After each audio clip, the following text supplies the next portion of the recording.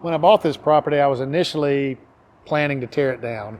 And I just felt like it had some great bones, great curb appeal, good floor plans, so decided to keep it, put a fourplex next door to it. So here's a 4-unit property. Doesn't have quite the same curb appeal, but from an economic standpoint, I think this is your target property right here, a 4-unit property, all 2-bedroom, 2-bath units. This is 532, a duplex. This is something worth considering. I want y'all to take a look at it. It was built as a duplex, probably in the 1940s, but it's been upgraded and renovated fairly recently. And I want Cameron and I to see what kind of work they did and what's left to be done, if anything. Yeah. But this is a great option for y'all to think about. I mean, this one already looks a lot more intact than some of the other properties, so. Well, it has something really unusual. It has a 5-year lease on the other side. And that lease also, so if you buy it, you have a guaranteed tenant for 5 years. Yeah. And of course, anything can happen. I mean, people could have a death in the family or whatever, but all things considered, not only is it a 5-year lease, but it's a 5-year lease with something called escalation. That means every year the rent goes up, and it's either like a 5% or it's tied to whatever the consumer price index is that's written into the lease documents. And that would be something you would have to look at if you were buying this property to see. Right. But literally, I've done the math on this, and that rent would make the mortgage payment. So you're wanting to have a place to Airbnb and stay here when you're in town could give you the option for the income on this side over here to be able to apply to that.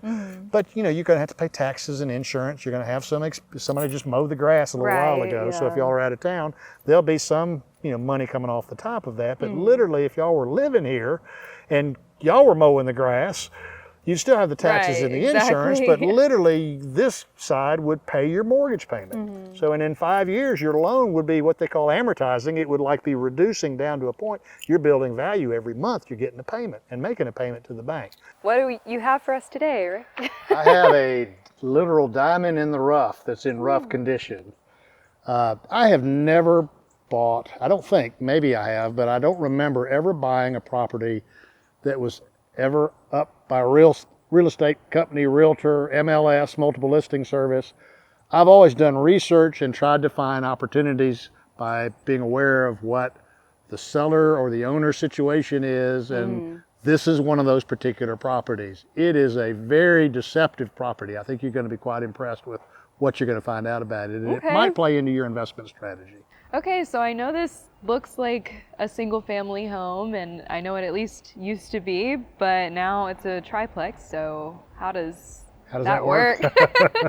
How do you convert that? The house was built in the 1920s, the late 1920s, and I know that because I own the property across the street, and my property was built in 1950, but it's not the first property at that location. Yeah. That corner right across the street was the first home site in Cloverdale, and it was in the 1890s, but that house was torn down. So this house was built in the 1920s as a single family house. And in the 1990s, there was a really sweet single lady that lived in the house, and she renovated it and converted it into 2 1-bedroom, 1-bath units upstairs, and she lived in the downstairs, which the entire downstairs was a 2-bedroom, 2-bath. And it was really great space. I hope you guys will get a chance to see it. Yeah. It's got some 10-foot, 11-foot ceilings with all that, that wax molding and all that. Yeah, I know, I already can tell. Craftsmanship from a different era. It's really good. It's got heart pine floors that have, 10-inch planks that are just beautiful and just a really great space. And they've done a good job upstairs as well. One of the 1-bedroom apartments, I don't own the building, but a buddy of mine does. I used to own the building, but a buddy of mine that owns it now is having me do some renovations to it. I'm coordinating, so I'm adding washer dryer hookups and doing some things. So it may be that if this is one of the properties that y'all are seriously thinking about, and you want to get in to take a look at it, we can get in to take a look at it. And I think we should. We know Julie that lives here. Maybe she'd let us look at the 2-bedroom, but it's a great space. It really is. Awesome.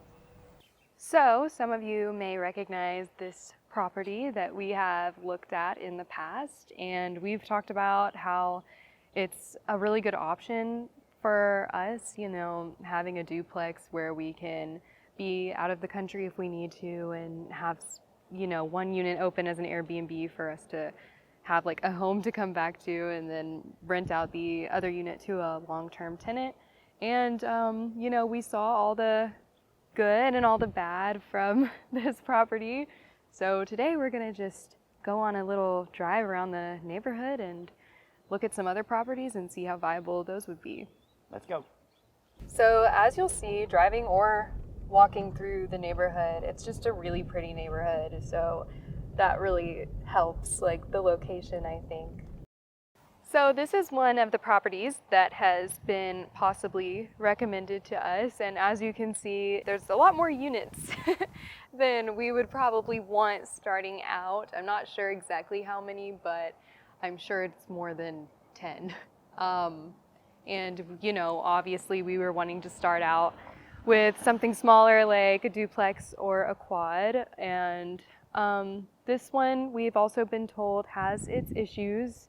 Apparently the roof has just always had problems. It's a flat roof, so it has a lot of leaks and, is apparently more prone to damage, and roofs are expensive, so that's definitely not something I would want to have to deal with, especially getting something like that replaced while we are traveling out of the country would just be really annoying. Like, I would want to be there for that rather than hiring someone out and just like trusting them to make sure that the process is done correctly. And all of these properties have a great location. They're all in the same neighborhood, Cloverdale, which as we're driving around, will show you how good of a location that is. And you can walk to so many different restaurants and stores, and it provides that walkable lifestyle. And also across the street from this property, you can see the house where Zelda and Scott Fitzgerald used to live. So that's pretty cool to live across from that little piece of history, in my opinion. I don't know if that would up market value in any way, but I like it. And on the other side of the street, you have a beautiful park, and it is small, but it's a great place where you could have like a gathering, I think. Like if you're in an apartment, you don't really have access to backyards most of the time. So I feel like if tenants wanted to have some sort of like outdoor get together, they could just walk on over to the park that's right there and throw a party, basically. That's what I would do if I lived here. All right, so let's go ahead and go to the next property, which is right down the street. In my opinion, a property like this would be a lot more manageable for us as beginners because it is a quadplex. So with only 4 units, I don't know, I just feel like there's less that could go wrong. And also, the curb appeal is a little bit different of this one versus some of the other ones. I like it. I like anything that has more character. But some people don't like the fact that the screened-in porches are visible to the street. I don't really mind that, and I am a really big fan of the screened-in porches in general because I like to spend a lot of time outside, and this way, you can have fresh air like year-round, regardless of if there's bugs or rain or whatever it may be. So another thing that a lot of investors seem to not like is that the entrances to each unit are on the interior rather than each tenant having an exterior entryway. This kind of setup where you have to walk through a vestibule to get into your apartment is the kind that I currently live in, and I love it because, I don't know, it makes me feel like when we get packages delivered, it's more secure. And then also, if it's raining out or anything, your packages definitely will not get wet, or you will not get wet if you are entering or exiting your apartment. There's plenty of room in the entryway to take off your shoes or anything if they're muddy. So I really like that about it. So this is another quad, and it's very unique, obviously. The curb appeal of this one is very cottagecore, and that would be very intriguing to me personally, not so much other buyers, I guess, but I just really like it. Like, I feel like I could you know, decorate the inside of my apartment to match the cottage core exterior. I think it's very unique. I would still do some updates probably on the outside. This specific property is walking distance from Huntington College on this side and ASU on this side. So it would be really great for a student or faculty of that college to live here, and they would not have to commute to work at all. You could just walk right to work or right to school. So I think that that is a plus. So this property to me has very nice curb appeal, but it was originally a single family home. There is another property that was originally made to be a quad, but the curb appeal is not as great. So let's walk over to that one.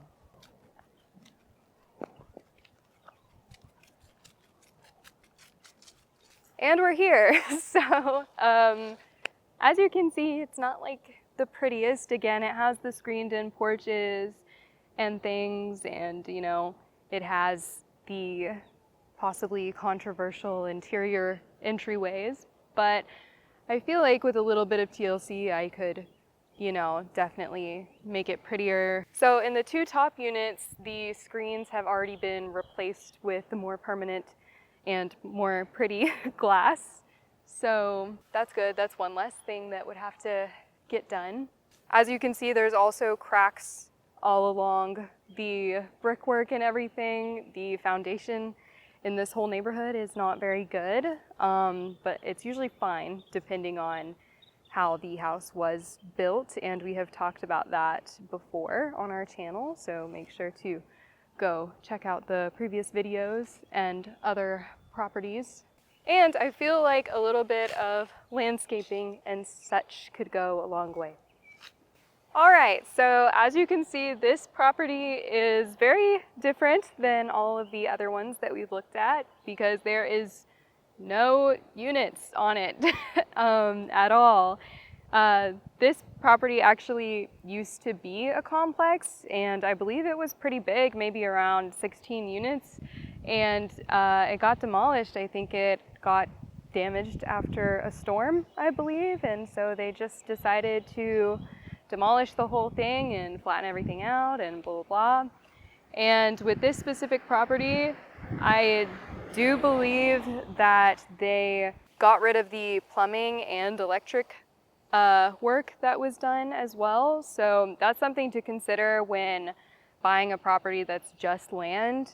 You'll have to put in electric, you'll have to put in plumbing, you'll have to get zoning, you know, correctly done. And this again is another situation where I feel like it would just be a lot of paperwork, but you know, if you're willing to put in a little bit of effort, you get to make it look like basically whatever you want it to look like, and the location is still the same great Cloverdale location. And I feel like it's a pretty decent sized lot. You could do a lot with it.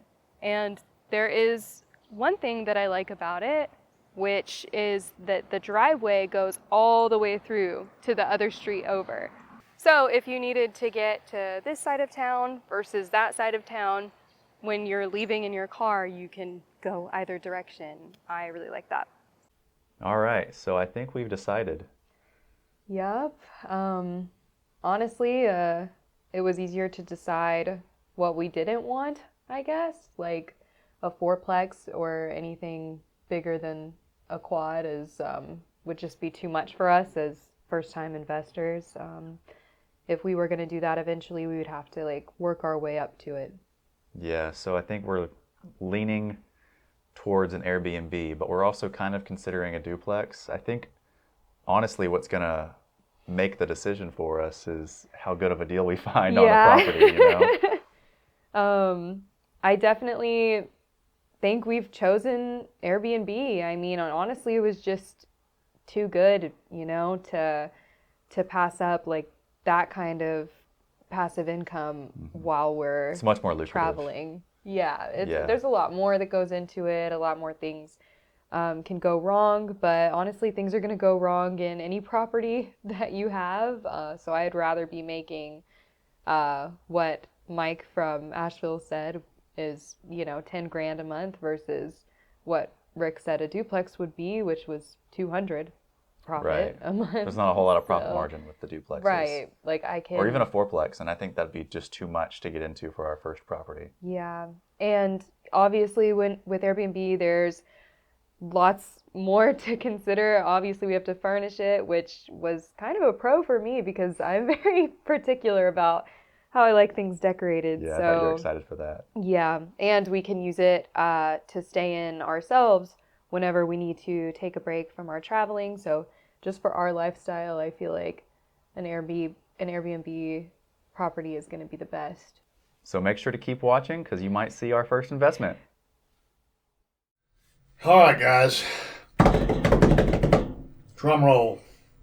You've looked at a whole bunch of different investment properties that are comprised by 1 unit, some duplexes, some triplexes, some 4 units, even some 8 units. Mm-hmm. You looked at some single-family houses that would be flips, and you live in them for free while you're renovating them, and then you sell them and move to the next one. You looked at some houses that might be short-term rental, and you would literally live there for a period of time, and then when you were not in town, you would rent them through a short-term rental company. And I have been waiting for months to find out what you guys have decided you want to invest in. Well, I guess the big reveal, hate to, be the bearer of bad news, but is that there's 2 answers. 1, we haven't decided yet, and then 2, we're going probably with an Airbnb type of thing. Because, we really liked what Mike had to say about it. Right. And just for our lifestyle, living in it and then renting it out when we're not, Let's clarify what you just said, because you might be referencing another podcast that people have not seen or hear today. Right. You said you really like what my friend Mike has done, and I'm a consultant for a gentleman named Mike that bought a mountaintop near Asheville, North Carolina, actually northwest of Asheville, North Carolina, in a little town called Woodfin. And I sent you guys up there to have some fun and stay, but to talk to him about his journey as an Airbnb developer. And he has developed now 20 Airbnb tree houses. And they're not all tree houses, but the community is called, it's basically called Treehouse Community. And so you went up and met with him, and what did you like about his development or about that concept? I liked his profit margins. I just feel like you stand to make a lot more money. It's less consistent, but you stand to make a lot more money with an Airbnb type property. Now don't forget that, particularly for us Flatlanders, that view is $1 million view that he has up there. Right. So we would have to, luck out with a property that's has a really, really good location. So there's 2 general kinds of Airbnbs, at least in my book. One is a destination Airbnb. It's in a community where people are going just to experience that Airbnb. Right. And that Mike's would be that definition. Then there are other Airbnbs that just happen to be in a community where people are coming anyway, whether they're coming to visit or to sightsee or do something. So, and that's more of a kind of a drive-by type thing. Oh, that's an Airbnb. We need to stay there next time we're in this town. But Mike's is definitely something people know about before they go there. Right. I think he's got I know during the leaf changing season, which is the big season in North Carolina, he's got a 90-day. He's booked up for 90 days. Right. But to share a little bit of insight, and I hope he doesn't kill me for this, Mike hired me as a consultant, and there were other aspects of him developing that mountaintop that you guys probably saw. I don't know if he took you up to show you the top, the very bald of the mountain where we filmed the video floating for BamaSoundMedia. Oh, is that where that was? Wow. Yes. I was wondering where that was. And so he hired me to come up with a valuation for what that 2-acre parcel should be worth, and he ended up selling it for, it was a 6-figure deal and then some. Yeah. And it was, I don't know if they had started construction. It was a condo developer. They were going to build, I think, maybe 8 condominiums up there, and they were going to be $3 million condos. I think they might have it started. And I think the foundation was laid. Yes, Yeah, there's that massive retaining wall. Yes, yes. And then on the back side of that mountain, he built another, I think it was 36 lots. And so what was left over was that really rough terrain. I mean, the topography is challenging. And he had me look at it, and I'm like, dude, there's nothing you can do with that land. So it shows you how stupid I am. I've been in the real estate business 40 years. He's been in the business 1 year, and he figured out a way how to monetize 7 acres. That track is 7 acres. And the grade or the topography changes about 120 feet across those 7 acres. So you can't build a conventional foundation. You can't even build a typical, brick foundation where it's a 1-story, 2-story kind of thing. So he figured it out and built 20 short. Golly, sorry. It's okay. All right, sorry for that. It's all good. Somebody trying to buy my portfolio. I don't know if we're still rolling. All day, every day. I get harassed. It's all a scam. I mean, I've been getting a lot of scam calls recently too. We're going to talk about that at another point. But so anyway, he has under, and I'm not going to say how much under, but he has under $9 million invested in those 20, in the development of those 20 Airbnbs. Mm-hmm. And the valuation, and this is not in a good real estate market right now, but the last valuation was right at $20 million. So he's got a built-in $10 million gain on that. You don't have to pay a bunch of taxes on that, but he'll still walk away with $7 million. Yeah. In a market that's not a great market. In the market that's a hot market, it might be another $1 million or so on top of that. So you guys will not experience those kind of returns. Right. You kind of struggled there with. I don't think we would be looking for a property like that where the property is, the appeal. Rather, we would pick a vacation spot that already exists and a normal property there. Yes. But also, I mean, we want to take into account what you've taught us about lifestyle and that being a huge part of why someone lives somewhere or why someone stays somewhere. Yes. Yes. Well, y'all offer a couple of interesting scenarios with your lifestyle, and it's van life, and I'm not saying that either in a degrading way or for me it's like I could never do it, but y'all are young and y'all are adventurous, and the reason that is relative is if you do buy what you're talking about doing and you stay there's a limit to how many nights you can stay in your, and the rules on that. It's 14. It's the greater of 14 days, or I think 10% of your bookings. And don't hold me to that. Get your own advice. But I would be curious to know if that applies to living or staying inside the building, or if you can be. That's my point. Right. I thought about that. I'm like, if they just park their van in the driveway, they like to stay in their van anyway. I mean. That's an interesting question. I'll look into it. So, because that could open up a whole, like if you're, you have some client that's saying, hey, come off the trail early and come down to Montgomery, Alabama and spend 6 months or a year with me. You get them saying that, you're like, okay, well, we only have 14 days where we can expense everything and depreciate everything through, the IRS rules, but that may be an interesting thing. So there are a couple of other considerations that I know you guys have probably already looked into. And it varies from place to place. And I will say this, the governmental mindset, for a while Airbnb was under the radar for most taxing authorities. The county, tax assessor's office and the city as far as sales people don't like taxes. Airbnbs. What's happened in Montgomery, Alabama, just in the last 6 months is, so I had, at the height, I had 4 Airbnbs. And after the pandemic was really a challenge. I was fortunate I was able to move everybody into longer short-term rentals, 6 months, 12 months, whatever.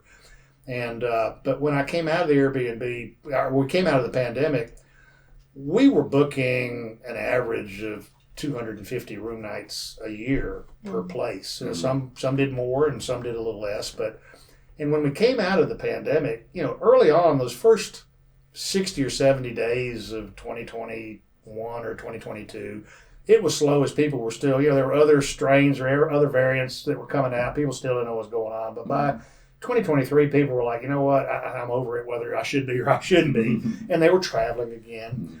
But even with that boost, we were still below where we were. So one by one, I just changed them over back to long-term rentals again. And, I had somebody that had been handling the 4 Airbnbs and they were on a salary, so I could literally spread their salary over 4 different properties. But when we let one go, and it was like, I was subsidizing her salary, so it just didn't make sense to do it on an ongoing basis. So I got out.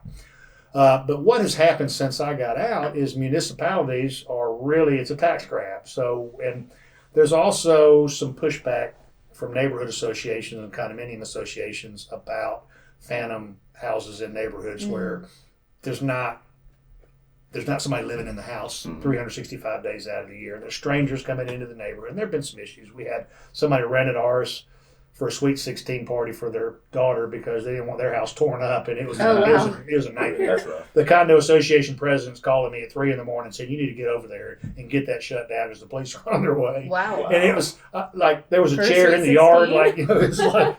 It was a disaster. I walk up and there's a scope, there's a light, like somebody had a gun sight on my chest. And like, what are you doing here? A Like, laser? I own this place. So yes, a police. laser. So anyway, Wow. I get all that. But so there are certain municipalities, and I swear I think Manhattan is one of them, where they've outlawed, there's a moratorium, which means a restriction against Airbnb properties. So you've got to do some digging, and it's going to depend on what state you're in and what county in that state.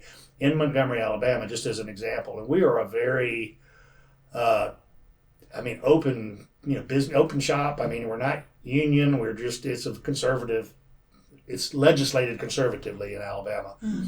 And it's pro-business. So, for us to clamp down on an Airbnb here, it just means that it's going on everywhere. And it's here, it's even it's cumbersome and troublesome because you now have to have a business license. That doesn't sound like a big deal, but it is. It means you got annual reporting. You got to pay somebody to do that.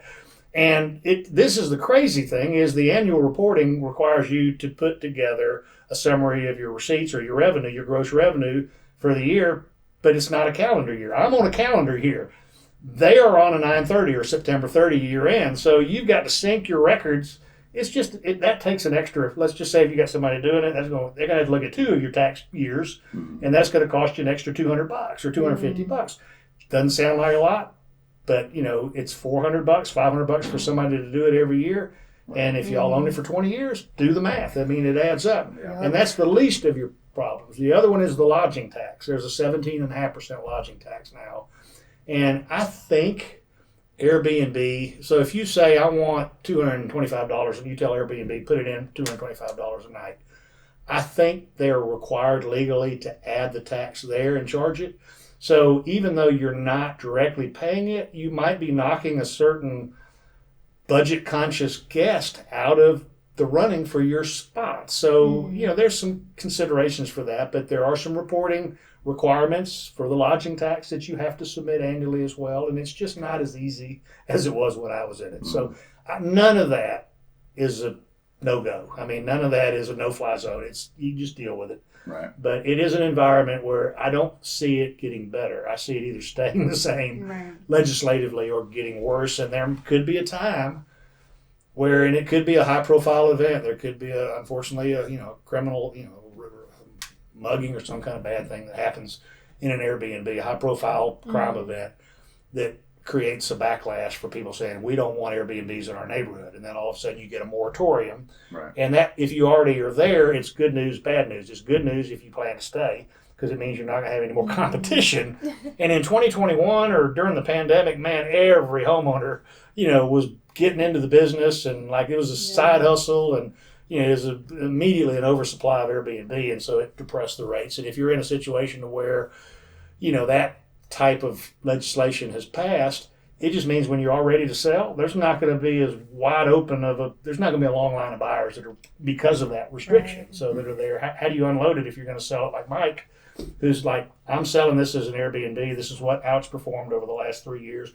My sales price is based on that performance, and I'm using a capitalized value of my net income to derive a value of $20 million or whatever the number is. So, but I'm excited. It is not what I was going to recommend to you. No. I mean, I'm serious. I want it to be. I just feel like it's flexible because we could always, it would be a single family home unit probably, and we could always turn that into long-term rentals. Like, it really honestly just depends on like what opportunity presents itself to us and like how lucky we get and what's going to be the best for us at the time. And also if we're getting properties like we plan on doing in other countries, like that's going to be even more logistics and more like research paperwork, whatever, to figure out with the different laws that they have in whatever country we decide to buy another property in. I think it's great. So. Don't get me wrong. I'm so excited for you to get started. There's not a wrong choice. That's a right choice. And honestly, I debated, because of the fact that you guys are not going to be here like month after month. Right. It would require you, a fourplex would require you to have 4 times the amount of on-site presence, which would mean you would have to find a management company, or you'd have to associate with, you've got family in the area, in the neighborhood, and you'd have to make a deal with them. They'd have to be willing. Well, you'd have to pay them, to do it. Right. So, and I think this is it's a start. I mean, and honestly, if you buy a fourplex and it's not what you want to do, it could cost you some money. I mean, just by the scale of 4 times everything. I mean, so buying a single family house, I think, is the safest, like taking your big toe and sticking it into the water and making sure that, you want to jump in your whole body in there. And I suspect if you like this, there's 1 or 2 things you can do with it.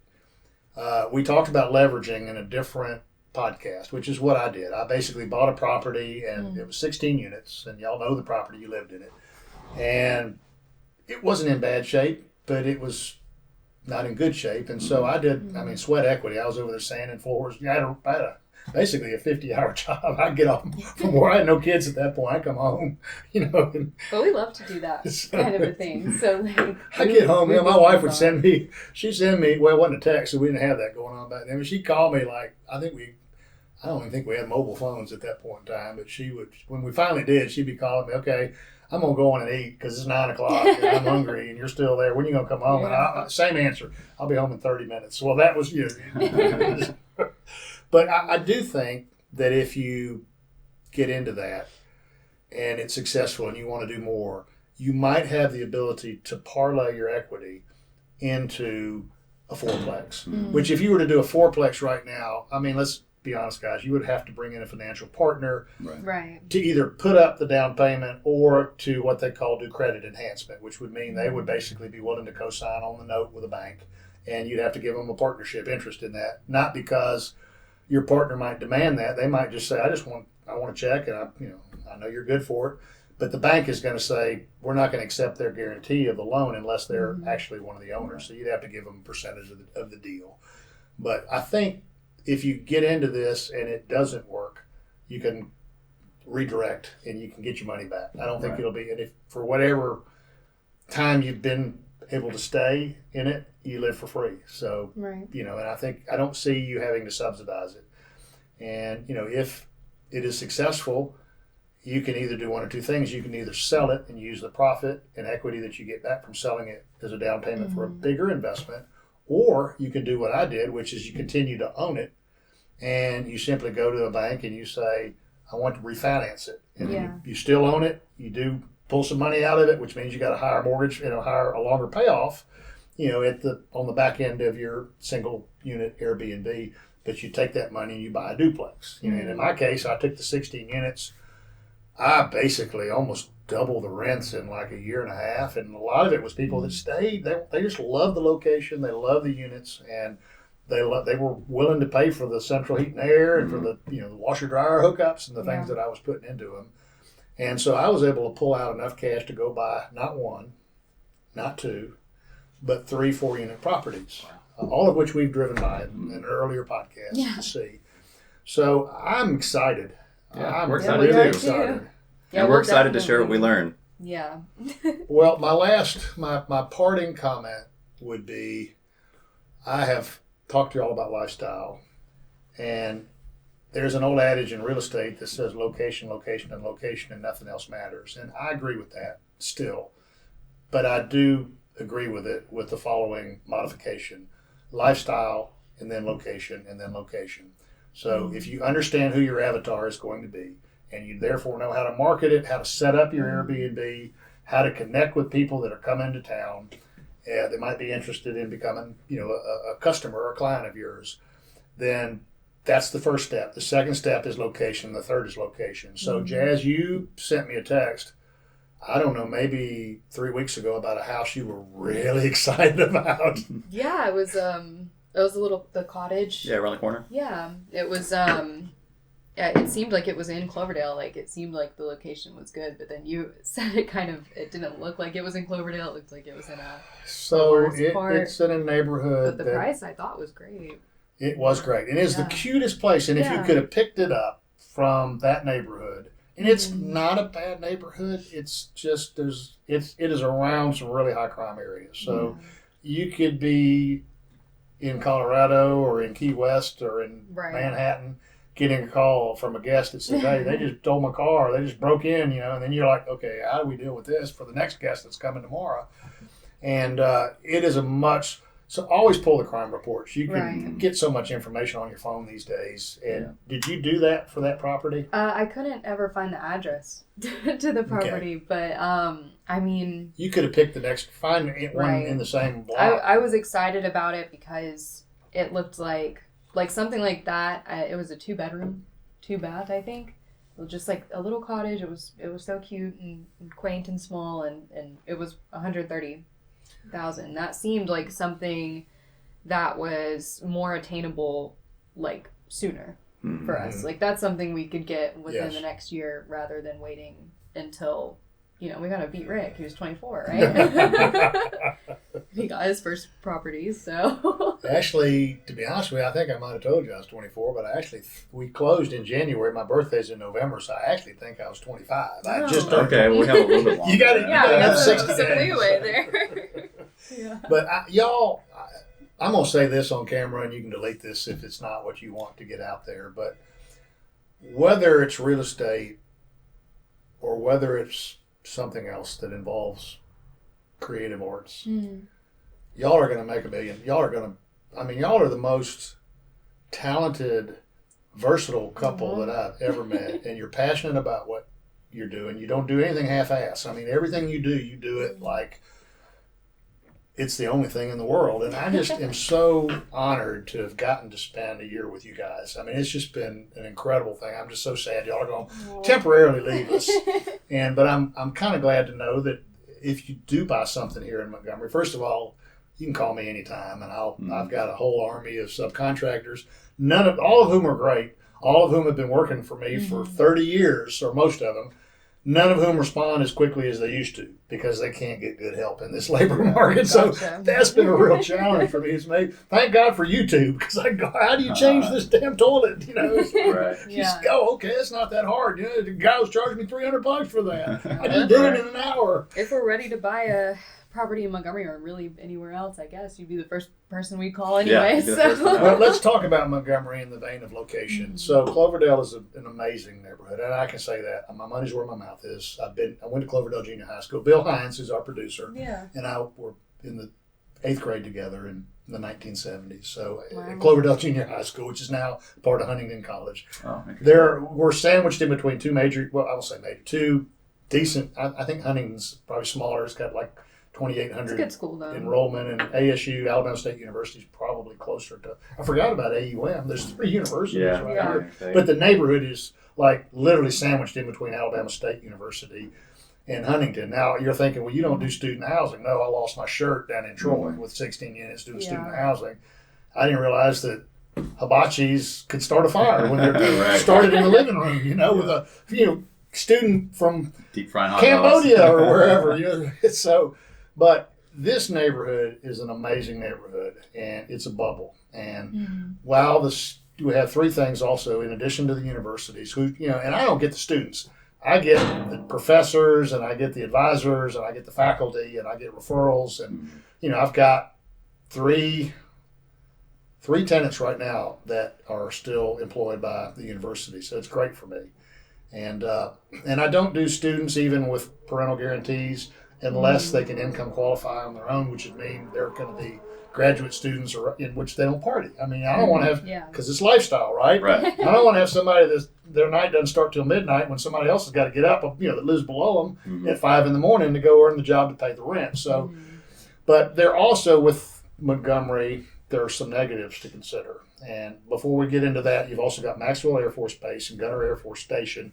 And of course, you've got the Capitol, which is huge. I mean, I've got ton of people that own houses in Birmingham, and they're either state representatives or they're working, for the government, and they come to me on a Monday, night, and they're blowing out on a Friday after work, and they've got $1 million home in Mountain Brook or somewhere.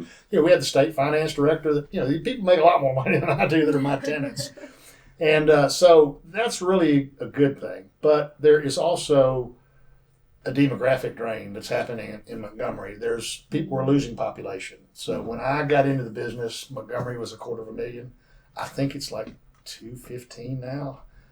And we're losing a lot of population to the bedroom communities around here. It's like suburban, flight kind of stuff. Going to Prattville. So there's a lot going to Prattville. Pike Road has had some, and now Pike Road is having some challenges. I mean, the school systems can't keep up with the growth. So, and there's a whole bunch of other issues about crime and stuff that's spreading into. I mean, Prattville's had some really high-profile events lately. Right. And I've heard about Pike Road having some too. Pike Road we really could have been bad because the school bus was like right in the fire zone of a gun battle that was going on. Oh, really? People are leaving Montgomery to go to Pike Road, and they're like, okay, I wonder if I could buy my old house back, So, and I get that in Cloverdale. There was this trend back in the 80s and 90s where everybody wanted to be out east. It was the newest, and it was between the two malls. I mean, Eastdale Mall and Montgomery Mall, which are now like, one of them's completely closed down, and the other one is a shell of itself. Right. And I was so sad. We're in the holiday season, and my wife and I drove by for something else, and after we did all our shopping online,